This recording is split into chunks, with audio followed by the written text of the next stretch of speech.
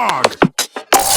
Hey guys, I'm here with Bulldog Bob, and he's gonna show us how easy it is to use this 15-piece Power Mountain Tallboy Jack.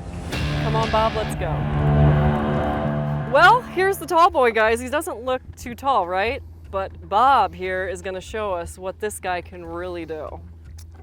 So I know it doesn't look like much now, it's only 8.5 inches, but with all these extensions and saddles, it can go to 37 3/4 inches. That's pretty tall. I like it. That's pretty tall. Look at how amazing this is.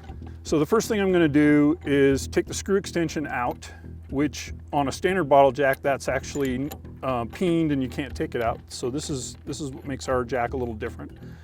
And then we're going to select different extensions to put on top of the jack. And again, we have tons of extensions, and so we can go up and up and up. But then we also have a couple different saddles.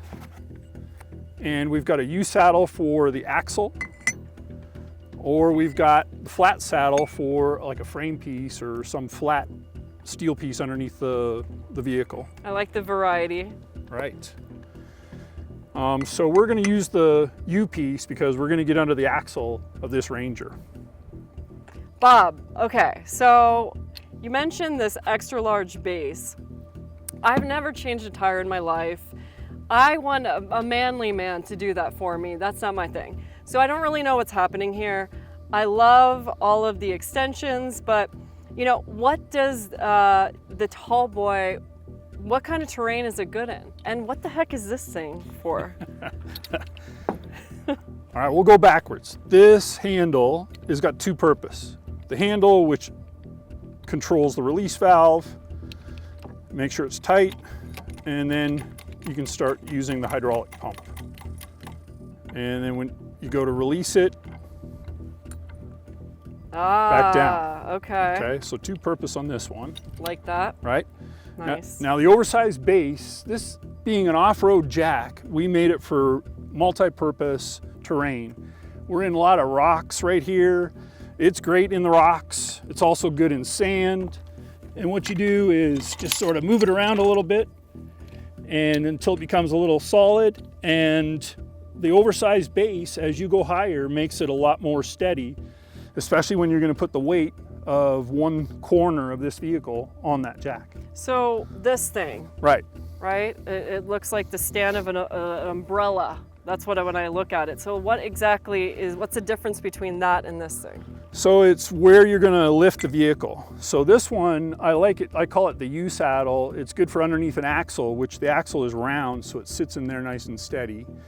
But if you're under a frame piece, you might want the flat one to be able to sit flat underneath the frame. Two different saddles are offered in the kit. I like the variety, it's nice. Right, and then you have a couple more long extensions if you need the height. Sometimes you might be in a ditch and you're going to need a lot more height to get underneath the vehicle.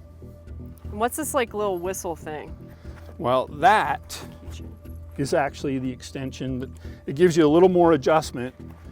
If I use it with this extension, I can do a fine adjustment and stick that pin in, and now I've got one that's like half height. So just flexibility on the height that you're going to use. Hey guys, I'm here under Bob's truck. This is definitely a first for me, but I am getting in the action today, and I am excited to see what Bob's going to do. Well, Jackie, welcome to Under My Truck. So what I've done here is I've already sized it up, and we're going to use just a short extension with the U saddle. I like the U saddle on the axle. And what we do is we just get the jack tilted and get the saddle kind of in place, and we move it around till we feel like we got it nice and solid. Okay. So we make sure the release valve is nice and tight, and now we start bringing it up into place, making sure we don't hit any of the brake lines. We don't want that. And it should tighten up. There it is. And we start lifting the vehicle. Bob, this is looking a little uncomfortable. I mean, are you going to be able to lift this truck with the position of your hand? Okay, So I wouldn't normally do it this way, but I want the label of the jack to be towards the video. But it's so easy, you can do it backwards like this. All right. You can see the tire. It's actually off the ground now. So at this point, we could remove the tire, repair the tire, whatever we want to do. Okay, now, when we want to go the other way, again, we wouldn't have this normally on the opposite side of me, but there. That's as easy as that. The vehicle's back on the ground. Well, the only thing left is storing it away, and there's some cool features when it comes to storage. You have these foam trays for all of the extensions. Everything has its own little pocket. Here, where does the whistle go? You can put the whistle wherever you want, but I suggest you throw it down one of these extensions. Okay. All right. There we go. Don't forget, it's going to be down that one.